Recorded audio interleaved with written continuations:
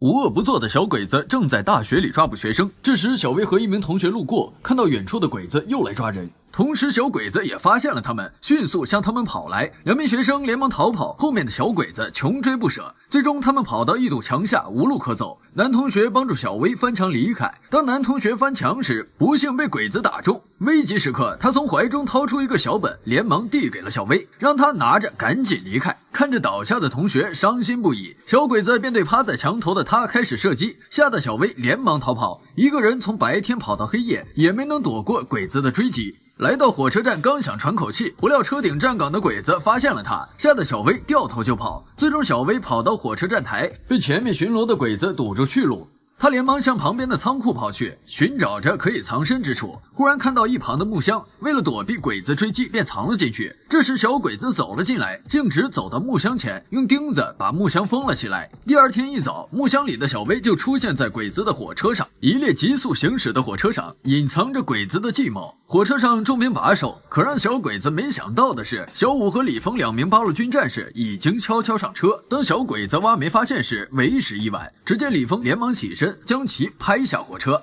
而车头正在做梦的鬼子却被直接拍晕。这时机枪手上前夺铁锹，两人争夺期间，李峰大方松开了手，只见鬼子后退几步便掉在了火车中间。小鬼子看着眼前的车轮，距离他的二弟只有10公分远，内心慌得一批。而小武则跳进车头，一枪将开车的鬼子打死，掌控了火车。上边被拍晕的鬼子站了起来，就被李峰一脚踢到下巴，再次晕倒。只见他的钢盔腾空而起，而小鬼子则被天降正义，鬼子便被火车疯狂的碾压。处理完车顶的鬼子，李峰便来到车厢里，落地前踢到一个鬼子，把身后的鬼子撞下了火车。存活下来的鬼子猛然冲向李峰，李峰迅速躲开，小鬼子径直冲向火车。这时火车经过站台，站台的小鬼子示意停车，小武便加速通过。站台的鬼子一脸懵逼，李峰趴在车顶架起机关枪，对着站台的鬼子疯狂乱扫，站台的鬼子纷纷倒下。这时鬼子来了3名铁憨憨，拿着一根木头就要拦截火车，谁知火车经过时撞到木头，3名铁憨憨原地旋转，惯性将一人甩飞落在火车烟囱上，他抱着烟囱烫得手冒白烟，滋滋作响。这时车厢的鬼子爬到车顶，李峰见状连忙调转火力，阻止鬼子向自己靠近。交战时，鬼子大聪明拿出手榴弹准备扔出时，小武刚打晕的鬼子又醒了过来，鬼子刚起身就被制服，鬼子大聪明也扔出了手榴弹，手榴弹直奔鬼子怀中，他反手将鬼子打落火车，落地瞬间火光四溅。大聪明看见后一脸茫然，看到的小武过去就是一脚，险些落地的大聪明惊魂未定，死死拉着小武的衣服。千钧一发之际，小武使出必杀技，抬腿顶向大聪明的二弟，他瞬间感觉胯下一阵刺痛，还没反应就迎来了爆头一击，瞬间掉下火车。这时小武听到天空嗡嗡响，抬头却看到了鬼子的战斗机，飞行员一脸自信地向火车飞来，然后对着车上人疯狂输出，不料没戴眼镜的驾驶员子弹全部打在了队友身上，很好的输出了队友，保护了敌人。下面的小鬼子疯狂夸赞驾驶员，是不是瞎？这么黄的皮看不见吗？飞行员感到非常自责，于是发起新的进攻。小武见状赶紧加速前进，鬼子这次将飞机拉低，为了能看清下面的八路，咬牙切齿地飞了过来。不料小武趴在机枪前，对着飞机疯狂射击，而李峰则跳在火车中间，只见一梭子子弹下去，命中飞机的尾翼，冒着黑烟的飞机瞬间失控，撞在了山洞口。飞机爆炸后落在了火车上，小鬼子所在位置全部烧毁。李峰为了防止火势蔓延，急忙拉开挂钩，将着火的车厢分开。就在分开的一瞬间，飞机驾驶员跳向车头，而后面车厢的小鬼子只能坐着等死。火势慢慢变大，在火车经过铁路大桥时，车厢里的弹药被点燃后瞬间爆炸，小鬼子因此全部牺牲。飞机驾驶员看到后大吃一惊，惊讶地看着被炸毁的铁路，而忘记了现在自己的处境。这时小武抓住机会猛然刹车，然后瞬间提速，惯性将鬼子飞行员挂在了灯牌上。火车经过时还差点给鬼子蒸熟。另一边，成功截下物资的八路将其交给赶驴车的达子，让他将国宝护送进村。八路负责引开鬼子追兵，达子好奇问这里装的是什么东西。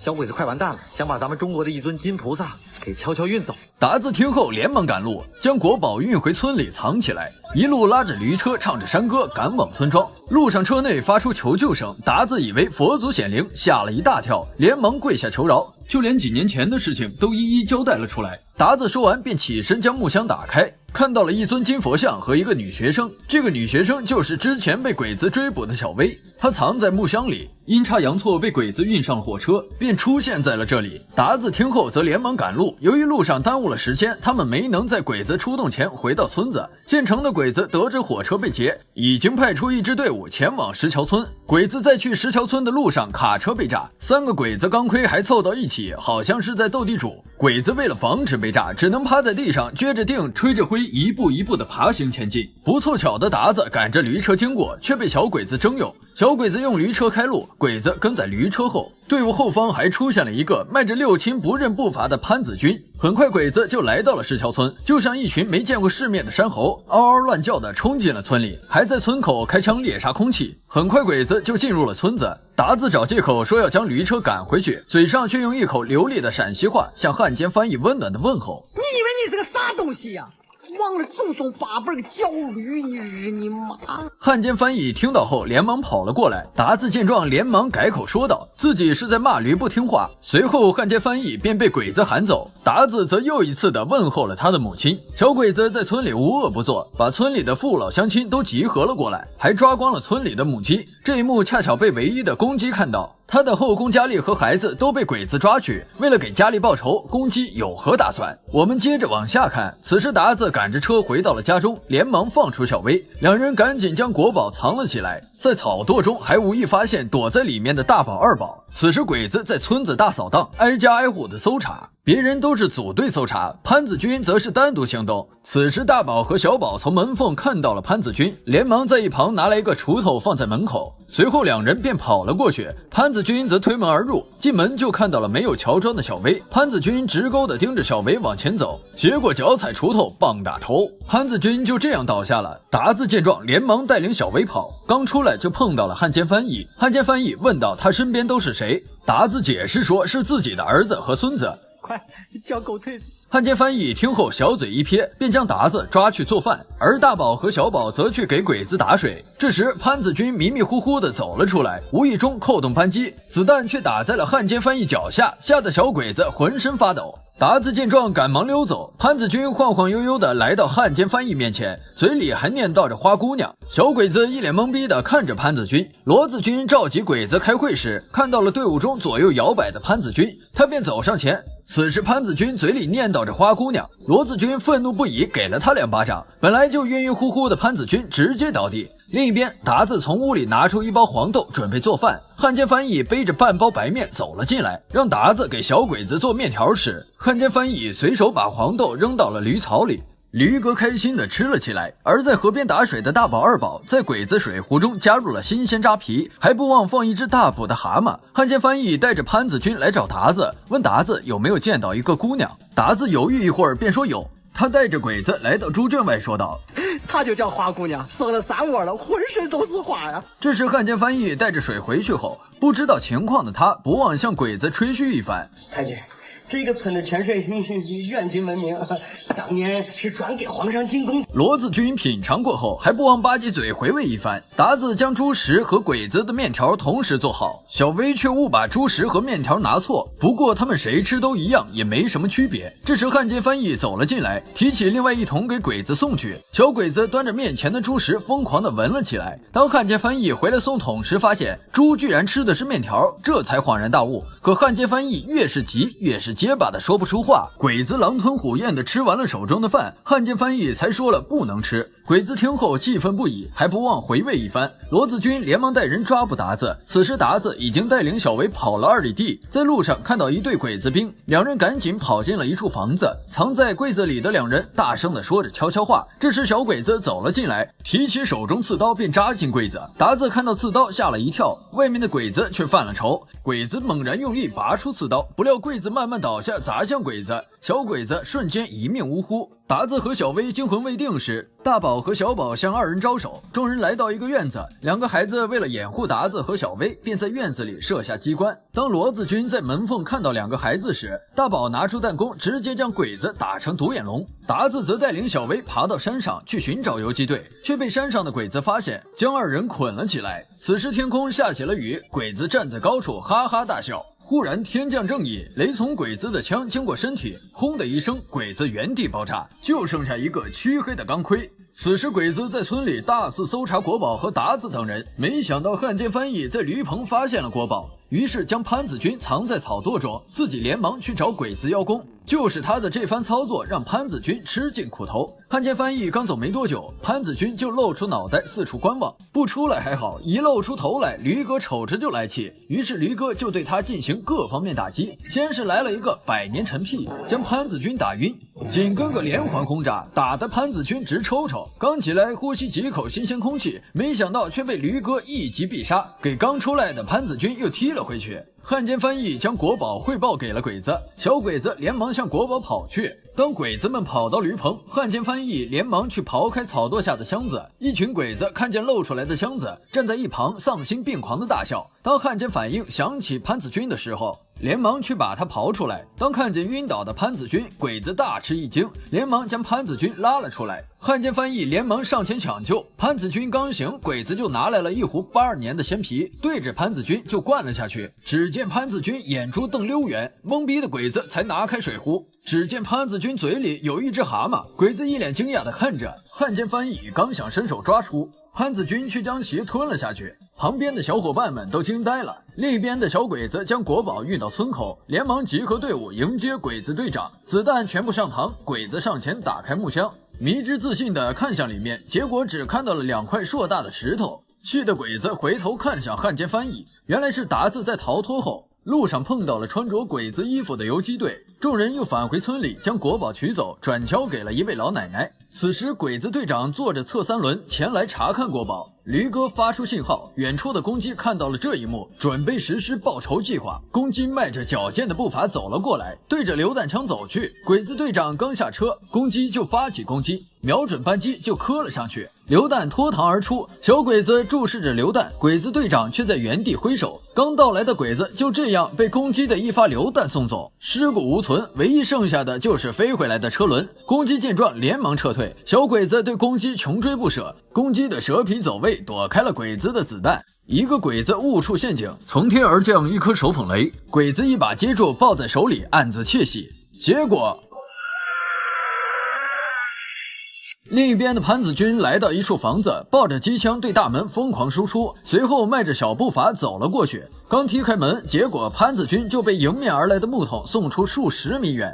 此时的小薇跑回驴棚寻找丢失的笔记，达子则带领队长在石碾旁埋下地雷。此时的小薇刚想出去，却被不远处的鬼子看到，鬼子逼得他无路可走。危急时刻，小薇误触分叉，将小鬼子穿在上面。外面鬼子也冲了进来，达子和队长及时赶到，队长砰砰几枪干掉鬼子，剩下最后一个倒霉蛋，队长没了子弹，赶忙冲上去扭打在一起。紧张时刻，达子拿起锅冲了过去，一锅下去，达子不慎误伤队友。小薇捡起地上机枪却不会使用，外面又冲进大批鬼子，情急时刻扣动扳机，一梭子子弹将鬼子团灭。达子用锅挡住了子弹，才幸免一死。此时被打晕的队长醒来，带着小薇连忙撤退，达子留下来掩护。他连忙跑到戏台子上上戏，小鬼子却都纷纷前来观看，台下的潘子军还听得拍手叫好。达子唱的小鬼子一机灵，鬼子想上台抓住他，结果误触地雷，鬼子死伤一片。被炸起来的石碾一路追着潘子军，这个石碾有他的想法，想要治好潘子军的腿。等他跑到一处墙前，连忙跳起，抓住了一根救命稻草，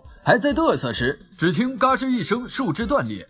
潘子军傻傻地站在原地，等待石碾的抚摸，随后便听到一声杀猪般的叫声。等潘子军再次出现时，由于石碾没把控好力度，将潘子军的外八制成了内八。此时鬼子爬上戏台，要将达子抓走。不料达子从腰间拿出一颗鬼子雷，想要与鬼子同归于尽，没想到手雷居然没炸，达子则被鬼子抓走，这才有了后面精彩的故事。鬼子逼问达子国宝的下落，达子宁死不说，鬼子一怒之下将达子关进砖窑里，持续添柴加热，这就有了最早的桑拿。另一边鬼子集合队伍，鬼子长官看到内八的潘子军，一怒之下命令手下将他的腿又撇了回来，疼得潘子军嗷嗷乱叫。鬼子下令封锁了唯一出村的石桥，在石桥上放入炸药包，点燃引线，准备炸毁石桥。而砖窑里的达子在危急时刻被大宝和二宝救出，达子藏在驴车上的箱子里，驴哥带着他一路躲过鬼子，便向石桥走去。当驴哥走到半路时，却被石桥上鬼子放的沙袋挡住车轮。